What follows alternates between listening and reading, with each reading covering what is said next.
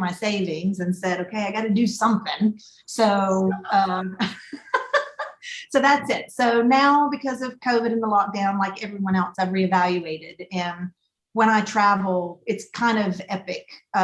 Privately, I have never really shared all my private travels with chefs and restaurant people, especially after hours. It's kind of that Vegas thing. What happens on the road with Wendy Lynn stays on the road. And then my brother, who's a video editor, said, wait a minute, you're doing what when you go back to Europe? And I said, yeah, but because of lockdown, I've got to go through London and Stockholm and Copenhagen and Lisbon and Barcelona and see all of in Paris and see all the people I haven't seen in almost 2 years. And he said, okay, that does it. You have got to start taking a camera crew with you. So that's where this transitions to what I'm doing now. So that's going to start with my whiteboard over there, starts next Thursday in Brooklyn, and then goes to 10 countries. And you did just reel them off, and we're definitely going to dive into that because I'm excited to hear about it. But before we dive into the next project, I think I want to just pick your brain about some of your favorites. Okay. Like you mentioned, you traveled for 7 years, and this podcast, no one's going to hear it. So you can just tell me secrets. You don't have to worry about it. Sure. Of those travels, tell us some of the favorite countries and cities that you were able to, fly under the radar and party and enjoy yourself. Some of the places that unexpectedly, like everyone thinks Bali or Thailand or, I would say South Africa. Oh. Yeah, I would say South Africa, but I was seeing someone very special at the time. But I was living in Paris. He was living there. And his family, such unique, different individuals, an artist, a lawyer, someone who works for the game reserves, the private game reserves, mom who's a French teacher, dad who's a decorated war vet. I mean, I was exposed to all different levels of culture down there. So even though we decided mutually he can't live in Europe and I can't live in South Africa, that is just such a special place. I mean, and he worked for the government. So they have 3 cities. So we have Washington, D.C., where everything is, and they've got it in 3 different cities. So getting to travel with him to work, seeing all those different things, going to Cape Town, going to the wine country. Yeah, it was really special. It's so special. In fact, I won't go back ever. Like you don't want another impression of the country. Yeah, that was it. Oh man, that is why I'm glad I asked that. Okay, so now we can get back to the topic of the conversation we were having. Yeah. So you have this tentative schedule, but because of COVID, it has been chaotic. We've teased the idea because we're going to try to help, and we want to share the journey along, because I think a lot of people are going to try to be getting out of the States just because we haven't been able to do anything. And oftentimes, and we kind of were able to stock up a little bit by locking down. So let's talk a little bit about what are we doing in Brooklyn? What are we starting? What are we going to do from it's going to grow on its own. I know a lot of people will start out. I don't even have a name yet. It's going to take on a life of its own in the messaging, but I'm basically taking a camera crew with me as I go through these cities and I catch up with my friends. In fact, the camera guys only have one directive, and that is grab our meeting again. My friends and I reuniting again. It's not going to be fake. It's not going to be staged. This thing is not going to be produced. This thing is literally, you just got to keep up with me because I'm not going to go back and hug my friends again. I mean, if I haven't seen them in almost 2 years, all of their lives are different. They've got different business models. They've had to sell. They've had to reinvent. They've had to pivot. I want all of it to be caught on camera. And we're going to sit down and talk with them about what changes the restaurants needed to make in order to survive and what positive things came out of it. And then we're going to go hit the town with them, eating and drinking, and going to from one place in the car to the next place. I mean, and then we're going to edit it later and see what it looks like. But that's where it is.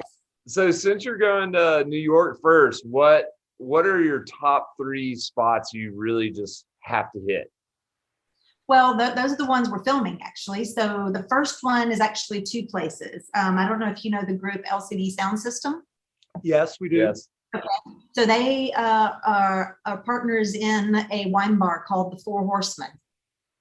Okay. And Four Horsemen is a small plates natural wine bar. The guys are good friends of mine. I'm going to go interview Justin Chierno, who is there. pretty much. And they also just opened a couple of years ago a bar on the back, a nightclub called Night Moves, which I love. And you don't go back there unless they know you. They only want good people. They're not trying to be assholes. It's just really cool. And so we're going to film at the wine bar. Ironically, Justin was in Paris with me at an after hours party when he got the phone call and my phone blew up, his phone blew up, that his tiny little wine bar in Brooklyn just won a Michelin star. Like we thought it was a joke. But they literally from day one strived very hard, hospitality, messaging, the kind of food, the kind of vibe, the kind of music, everything. So that was really cool. So since Night Moves opened just prior to the pandemic, I've never even been. So this is going to be great. And then another place we're going is around the corner is Industry Pizza. Justin's taking me down to meet two guys that are doing really cool things with sourdough and natural wine. And then in the city, we're going to a place called Ernesto's. And that's my friend Ryan Bardo's place that he traveled all of Spain to come up with like a Spanish Basque concept. And he's just in the Lower East Side. And his sommelier, by the way, is my friend Pierre that we brought over from the Clown Bar in Paris. So when I say family, it really is family. Wow, that's nuts. Okay. You're like the female Tony. Yeah. I mean, I don't put that lightly, but you are very much like Bourdain. Like it is like you go to these cities and you find your friends and y'all go eat like, genuine cuisines and just like reminisce. And now you're going to capture it. I'm curious. Yeah, the thing is that what I want to capture is just the authenticity of it. That's why I keep saying, my camera guys, my director, you do whatever you want to do, but none of this is going to be staged. So, it's just being with these people, and talking with them. And it's exactly what we would be talking about, even if there weren't cameras. That's awesome. That's the way to do it. Are you hiring? Because I know a podcast that would love to be on the road for a little. I actually do need a PA in Lisbon, but that's down the road. We'll talk after this. We'll talk. Okay, so I didn't mean to railroad the conversation, but that just sounds like just New York sounds fucking amazing. Yeah. And you mentioned the Michelin star. And then you had mentioned earlier, sorry to backtrack, but you mentioned you helped bring the Michelin Guide over to the US. How just give me a real quick rundown on how that happened, because it was mainly just in France, right? Yeah, the thing is that was 2005, but that would have been, so the book would have dropped 2006. That's the first official year. I was literally in Paris and a girlfriend of mine called me from a restaurant in Manhattan where all the media people meet. And she was having kind of a off the record conversation with someone who owned a public relations agency that said, look, we have this deal that just is about to drop in our lap. The non-disclosure on this is like the number of zeros. If we break this non-disclosure is huge. I don't know anybody who speaks English, knows the States, knows France, knows all the chefs and restaurant people. And my friend just helped them put her hand up, literally said, stop talking, picked up the phone, called me, said, pack your bags. You're coming to New York to do the secret project. So we had to pull it off without anybody knowing for a year. So I lived in New York, between New York and Paris, with, basically the Michelin family trying to get this project launched. And that was March of 2005, I believe. Yeah. And then from there, it's just snowballed. Yeah. I can't wait to eat with you. I am just so tickled. This is just a fantastic. But what's interesting to me too, maybe to your readers, is that, when people ask me where to eat in Paris, the first thing they say is nothing fancy. And I'm a little bit ashamed and embarrassed that, French food has become so damn snobby, because just in case in point, what I just told you, I'm in Paris with one of the partners of the Four Horsemen, who is a small plates natural wine bar. That is literally the new Michelin, if that's what you want to call it. I mean, LCD sound system, they're banging out bottles of natural wine, small plates. So that's, to me, is what the food is about now. And that's really kind of why I left the PR restaurant world, because I got more excited as a journalist. Actually, I got more excited about people like you starting up and doing your first new venture. And with some experience, I was happy to help them. I mean, they didn't ask me to help them. I kind of threw myself in the ring there, but I kind of adopted a lot of people that didn't ask to be adopted, but just made the family bigger. So that's kind of the new. And these are the kinds of places that I'll be visiting in this journey, not because I purposely set out to do that, but that's just the way we're eating and drinking now.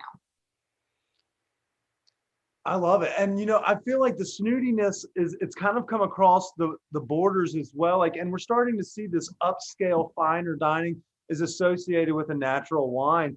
But at the same time, like, I think elevating just casual foods or casual, like snails, or just like they've elevated what would otherwise be run down, like the bread game over there is fantastic. Like, it's just everything that is exceptional about it. So I would take offense if someone said it's snobby, because you can just like shop at a corner store and get coffee there, and it's the most delightful experience of the day. Like, it's fantastic. And I just did a post on, because I got so many, I got almost 800 messages just last week in my DMs asking, we don't have time to go through all of your great pages on your Instagram. I'm like, well, thanks. I mean, I have time to photograph, right? And you don't have time to go through my feed. I mean, but I get it. It's overwhelming. So my last post, which I'm going to leave there for about a week to make sure people see it, but it got 1,000 likes and like instantaneously, because I just said, look, people, this is my criteria of where I eat. If you want to know where you want to eat, you're the only one that knows that. How can I give you top 3 if I don't know you? And I don't want you to come to Paris and have a terrible time. So my criteria is sourdough and natural wine. So even if you're not a drinker, and you're one of those people that get irritated when you hear what I'm calling the N word, the natural word in the wine world. What? You scared you us. We didn't know what you were going to say. It was coming out and then I got to push it back. So let me back up so you can edit it. Is that okay? Can you edit this? That was so funny. Yeah. So, I mean, natural wine and sourdough. Continue on.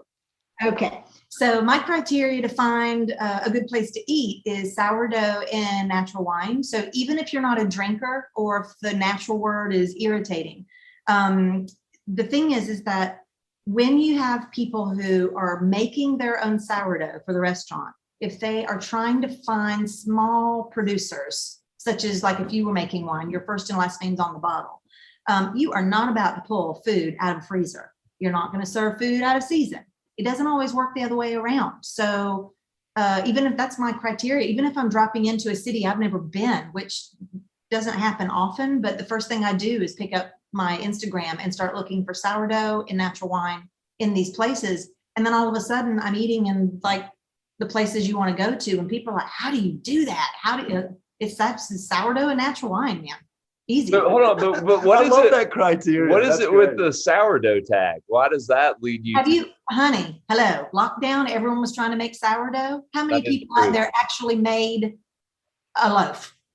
Like just getting the starter to do it? Right. I mean, it took me 16 times when I was locked down, and I just decided to give the fuck up. So if a small restaurant that would just save them time and money to just get a local baker to deliver, which is basically what happens in most places in Paris. A lot of people just use the local bakery because the bakers just deliver it like on the hour, every hour, or for each meal service. So if they're taking the time to make sourdough and bake and let it proof and then let it bake, I mean, what do you think they're doing with their food? Of course they are. Good point. That's a good point. And if you see a dirty bathroom, leave, because dirty bathroom, dirty kitchen. That's very true. That's very true. But hold on. So I got you on the sourdough thing. I understand that. Where did you fall in love with this natural wine scene? Or what about that brought you into that kind of new and kind of forefront? It's interesting you say the word scene, because that's the way we've always been drinking wine. It's just the other assholes who decided to dump chemicals in it, and for the last 50, 60 years, and call it, they should be calling it industrial so we can stop saying the word natural. I mean, really, someone legally make them put the ingredients on the bottle and there won't be enough room, right? So it's not 100%. I'm being extreme, but because there's a lot of well-made wines that